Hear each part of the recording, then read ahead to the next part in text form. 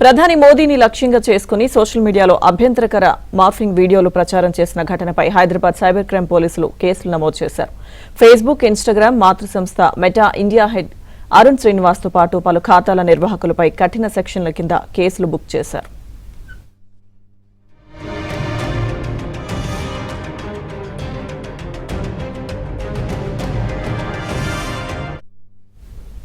Neat paper leak ఆందోళనల సమయంలో ఈ తప్పుదోవ పట్టించే కంటెంట్ సర్క్యులేట్ అయినట్లు తెలంగాణ బీజేపీ నేత ఎన్వీ సుభాష్ ఫిర్యాదు చేశారు. భావ ప్రకటన స్వేచ్ఛ పేరుతో దేశ సార్వభౌమాధికారానికి భంగం కలిగించడం, డిజిటల్ లించింగ్ కు పాల్పడడం సరికాదని బీజేపీ నేత హెచ్చరించారు. భారత చట్టాలకు ఏ బహుళజాతి కంపెనీ కూడా అతీతం కాదన్నారు.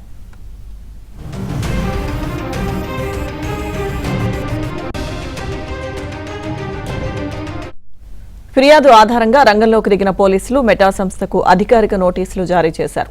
అభ్యంతరకరమైన లింక్లను వెంటనే తొలగించాలని, తప్పుడు వీడియోలు పోస్ట్ చేసిన అకౌంట్ల వివరాలు అందించాలని ఆదేశించారు. త్వరలోనే నిందితులను గుర్తించి అరెస్టు చేస్తామని సైబర్ క్రైమ్ అధికారులు స్పష్టం చేశారు.